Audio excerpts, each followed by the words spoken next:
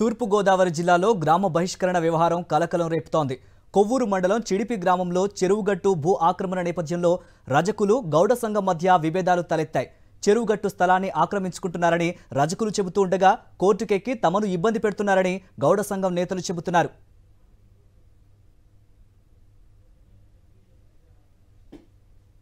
అరగంలో రోటి కొమ్మోరేటి కాపులేటి ప్రతి ఒక్కరు టిఫిన్ పట్టుకెళ్ళిపోరండి. ఇక్కడ మన ఏదో మా చెరువు గట్టు మీద బొమ్మలు ఏయో పెట్టుకుంటున్నారు, అడిగేలాగాని గొడవలు పడ్డారండి. అప్పుడు కానించి ఆ సాకుల ఇంటికి వెళ్ళినా వాళ్ళ ఇంటికాడే టిఫిన్ తెచ్చుకున్నా, వాళ్ళతో మాట్లాడినా 50 రూపాయలు జుర్మానం. ఎవళ్ళు వెళ్ళినా ఎవళ్ళు వచ్చినా తెచ్చుకుంటాకి వీల్లేదు, వెళ్తాకి వీల్లేదు, వాళ్ళతో మాట్లాడతాకి వీల్లేదు అన్నారంటండి. గౌడ్ కులస్తులు ఏం చేస్తున్నారంటేనండి, ఈ మా కులతోటితో మాట్లాడితే 1000 రూపాయలు జుర్మానా, సుప్రీంకి ఏమో 500 అని బహిష్కరించారు. మరి ఎమ్మెల్యే గారు కూడా ఈ ఇద్దరున్న ఎవరైతే బీసీలు రజకులు ఉన్నారో వీళ్ళందరినీ కూర్చోబెట్టి సరి చేయడానికి చూశారు. మరి అయితే అవ్వలేదు, సరే అవ్వలేదు.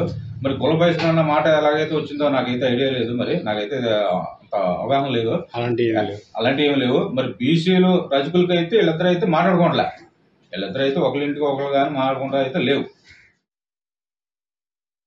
గ్రామ బహిష్కరణ చేశారండి. వాళ్ళ నాయకుడు ఎక్కడి నుంచో అనంతపురం నుంచి ఫోన్ చేశారు.